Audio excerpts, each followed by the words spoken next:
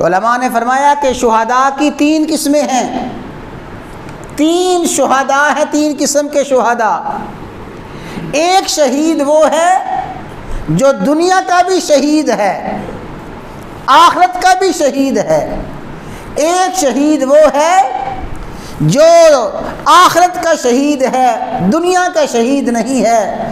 اور تیسرا وہ ہے جو دنیا کا شہید تو ہے، آخرت کا شہید نہیں ہے۔ توجہ کے ساتھ سنیں، جو اللہ کے راستے میں میدان جنگ میں لڑتا ہوا دشمن کے ساتھ، دشمن پہ وار کرتا ہوا، تیر تلوار بم اور گولی چلاتا ہوا مارا گیا، یہ وہ شہید ہے جو دنیا کا بھی شہید۔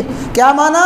ایسے شہید کو کفن نہیں دیا جائے گا، ایسے شہید کو غسل نہیں دیا جائے گا، ایسے ہی خون آلود صورت میں اس کا جنازہ پڑھ کے دفن کر دیا جائے گا۔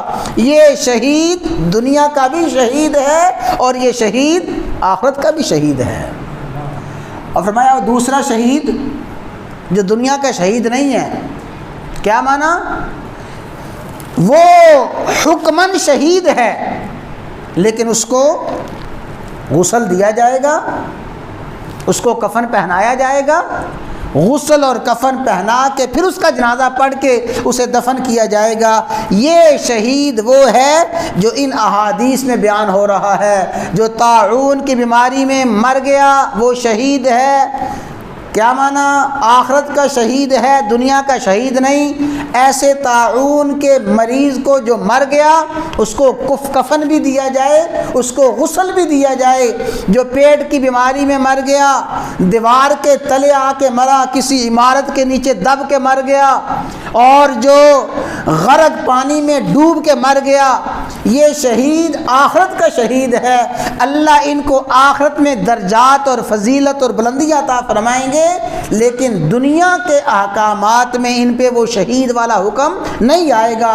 ان کو غسل بھی دیا جائے گا اور ان کو کفن بھی دیا جائے گا۔ یہ دوسرا شہید ہے جو آخرت کا شہید ہے، دنیا کا شہید نہیں ہے۔ اور اللہ تعالیٰ معاف فرمائے، سنیں، فرمایا تیسرا شہید وہ ہے جو دنیا کا تو ہے، آخرت کا نہیں ہے۔ وہ میدان جہاد میں گیا، اس کی نیت فاسد تھی، نمود و نمائش کے لیے، ریاکاری کے لیے گیا، اپنے کسی مفاد کے لیے گیا، خیانت اور بددیانتی کی نیت سے گیا۔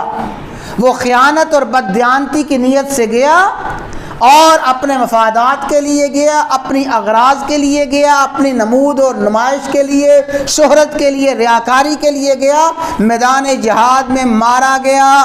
یہ جب مارا گیا دنیا میں تو کہیں گے شہید ہے، شہید ہے، فرمایا آخرت کا شہید یہ نہیں ہے۔ تو یہ جو شہداء ہیں، ان شہداء کو حکماً شہداء فرمایا گیا۔